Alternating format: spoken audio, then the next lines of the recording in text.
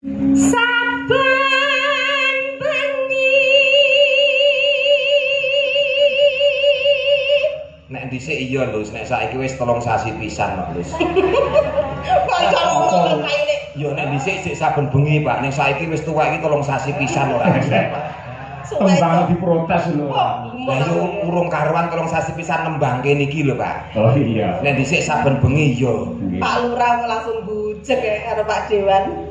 Batine ngene, ya tra iya.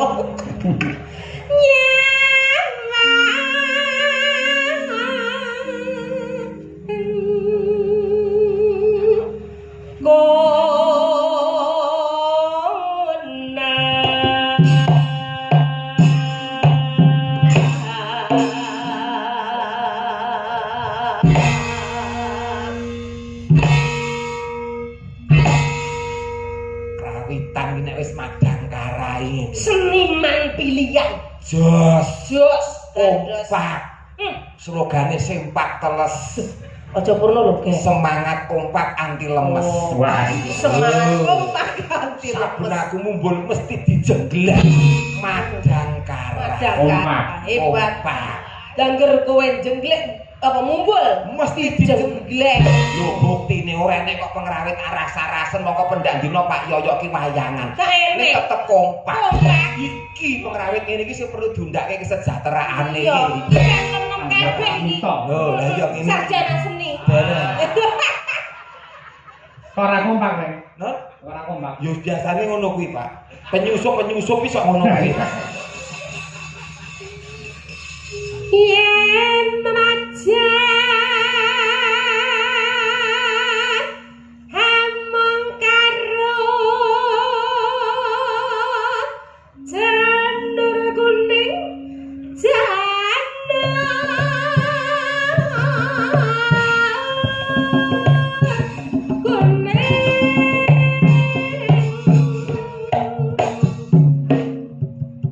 Tenono sak tekaku. Jenenge kompake madang karai yo ngene. ndak ngumpul to. Oh, aku lu ngumpul Dak, Rek. dijengglek. Telak Padang lho, Rek. Ya ngono jenenge wayangane teko esuk kok Pak alon-alon wong nyat wong tuwek iki rada suwe kok, Pak. Ngetes karo pean. Iki seniman canggih kok. Ora mung aku tok, Lus. Kowe mumbul mesti dijengglek, Lus. Oh, cacas mudeng lho karo aku. Mudeng iki ngono apa? Mudeng iki paham maksudnya. Lah iya maksudnya Pak. Aku bae blang ngono iki pas ae. Lho, kanca-kanca, lah pargoke laro perso. Lah wis kerep ngono. Bawa mumbul. Toko dhuwur gondelan kuwi wesi. Aja mudun nek ora tak jambak. Kayak buat jambak apane? Wirone. Iki nek romo yai. Wirone. Yo.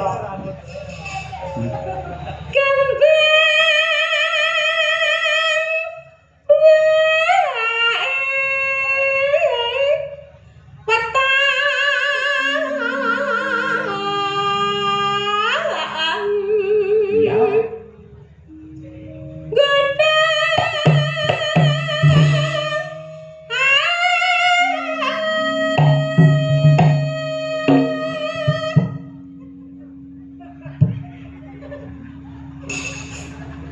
Iya. Persis kayak sapian meletong. Lho, ancang-ancang dhisik.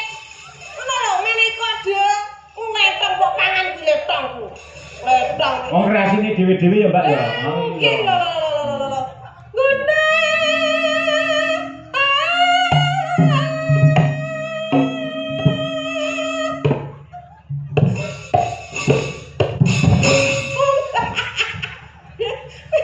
Ya ta, kayak aku kopling ngono lho. Ya matur to, nyuwunmu ki sing kepiye? Matur sing becik karo kanca-kanca. Maksudnya ini lho Mas, lah aku ngumpul ya kendang anu gareng ngono ki ditabuh bareng-bareng ngono lho. Aku ngumpul, tabuh iki diakak ngono. Oh, tabuh diakak, ya. Masa radil aku Jelas. kowe. Tembung ki akeh mula bokong dilumahke nek ngomong digenahke. Nah, Iya lho, Pak. nggih Purwodadi kutane. Sing dadi omongane. Nah, Ayo iki mau Mas, pokoknya aku tabuhno jenglengen koyo kuwi ngono kuwi Mas. Drueng ngono koyo. Nah, ngono Mas, dituruti Mas. Iki kok ora mau turuti mangan pager lho iki kok. Saiki awakmu sing bawa terus aku sing ngumpul. Oh iya iso. Ndang. Guna.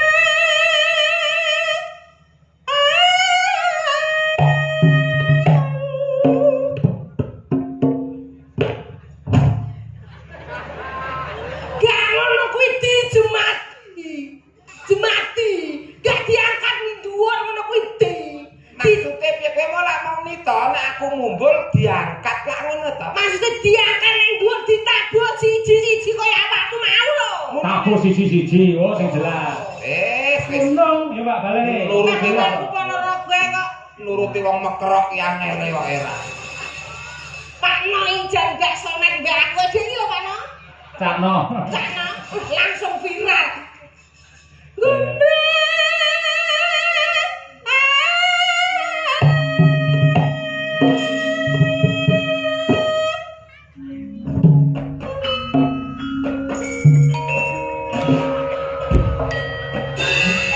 Gak ngono kuwi. Jare ditabuh siji-siji. Munine lho piye munine iki lho piye ngono lho. Nah gue iki munine piye? Oh ini iki barang jeng ngono lho. Muni kita bukti jreng lho. Oh, ndang-ndang jreng. Oh iya. Aku wong Ponorogo ora. Turutan ora mbok turuti uda ning panggung wong iki. Aku dhewe kayak kesenengan kok ya. Guna.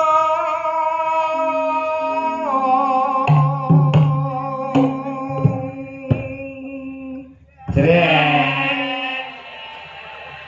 Gak mbok tabuhi rapatek. Tak dongane karo udun kabeh. Gel. Ah, bengi iki Mbak Lucy ngeblong. Kok gentenan to, Pak. Gentenan. Kasete ben beda. Ah iya. Gentenan. Pancen kudu diwolak-walik kok. Oke, ora diwolak-walik gosong. Kosong. Saiki dhewe. Pak Cita.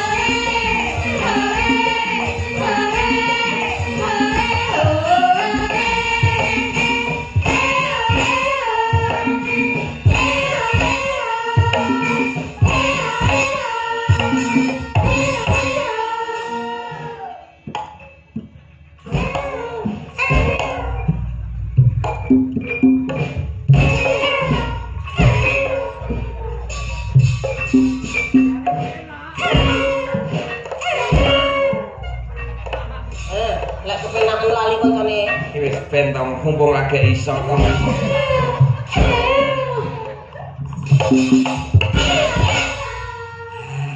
Ning Ponorogo iki kota santri. Kudune dhewe berkarya dengan penuh etika. Sampeyan njenengan Mbak Lucy olehne aja didemne Mbak Lucy. Jenenge enggak sopan. Maksudnya sirahe Madhepe rono.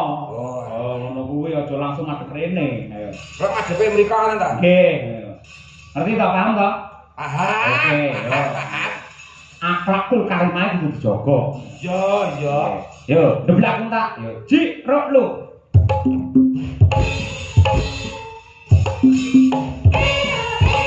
Sik Mas, Salah. salah. Kuwi tetep rene iki lho. Kok ngerti to Pak jenengan bocah noleh? Lah aku nyawang kok kene kok yo. Ngene lho, Pak. Sik mbok-mbok nama lho. Menggok dhewe kok. Ranakno lho. Ngono lho. Kok ora instruksi jalan. beneran. Yo. Tuh tak ketuk. Delung, delung. Ndeblak entak. Sik kok. Pak Ewo lak ngendika to. Heeh. Sirahe madhepe rono. Bener. Lah yo kula wis madhep rono. Lah kuwi menggok rene iki lho. Iki sirah liyane. Iki sing luwih terginas nek sampean. Niki kan terkenal niki napa pelawak sing paling energik. Oh. Nggih. Energi ki opo? Energi itu sing lincah. Lincah. Kerja omong rek. Kupinge kelomong lah. Wong nek ora tak tidoni sindan ora semangat. Kebat mangan apa to, Lus? Lus ambune kok badhek men. Gak trimo badak. Lah dijak ngomong, dijak ngendika Pak Dalang kowe ora tak nyaut iki mah nyapa to jenengmu aku. Nyaut, wong yo nyaut ngono kok. Sing energi kuwi alias lincah. Lincah. Ya, kita panas.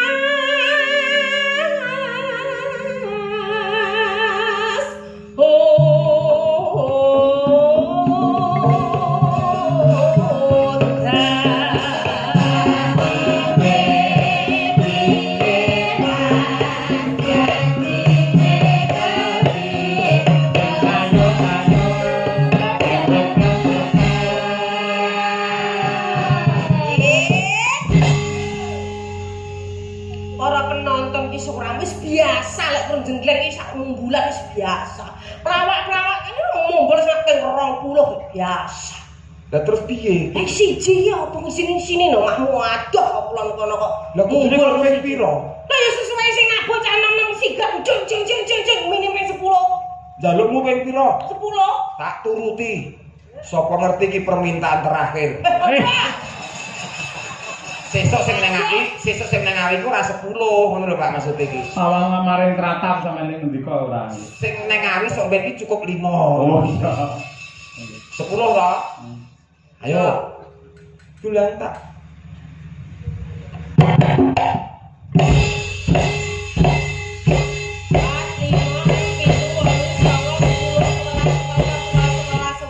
Kakean. Lah kinten iki mau? Iki 12 no. Waduh pokean loro, Pak. Nggih. Tak jikok loro, Pak. Apa ana jikok loro? Kok trengginas tenan aja masalah. Rupane kaya ngono tapi ya luar biasa. Heeh. Coba. Panas udan panas aling-aling capek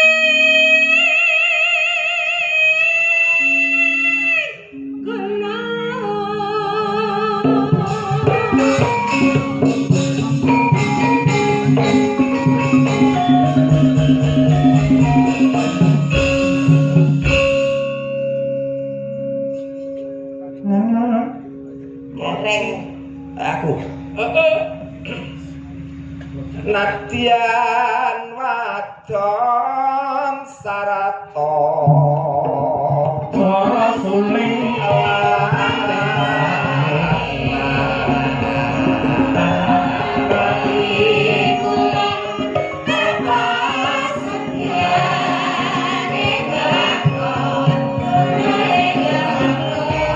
masuk lan jamipun saking dulu. banyu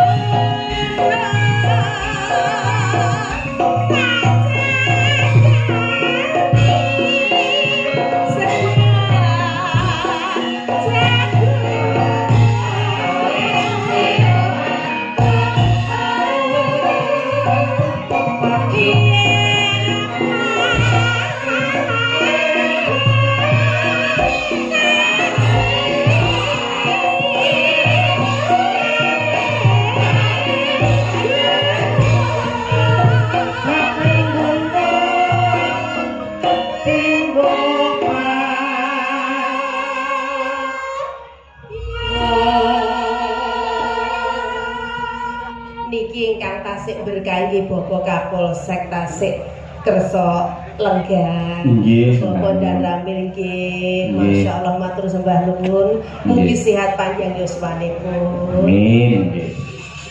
Sakar bisa nyawa desa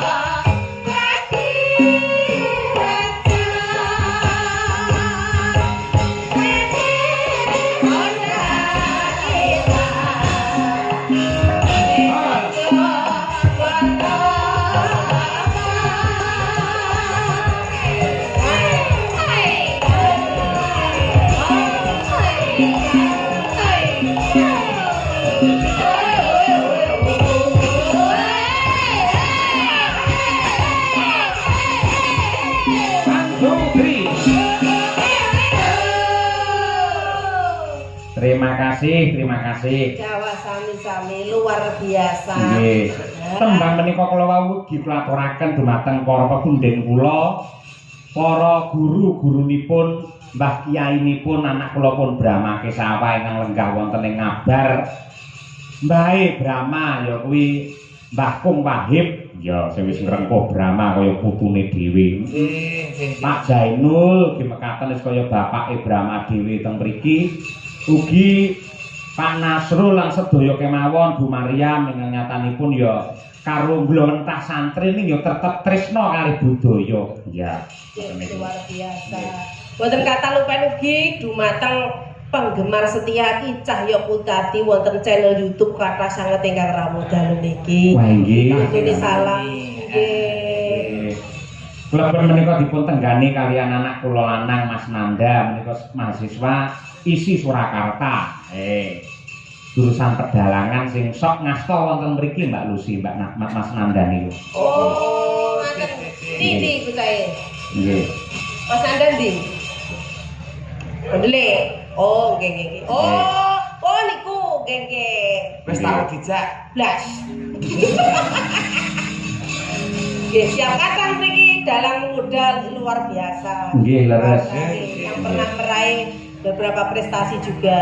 Alhamdulillah. Kan tegese wayang ora bakal punah mergo tuwuh generasi dan generasi lebih baik terus. Nggih.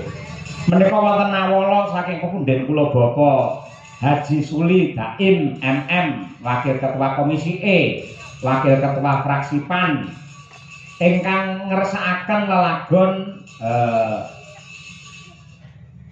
Apa iki? Wijaya Kusuma. Ha nggih.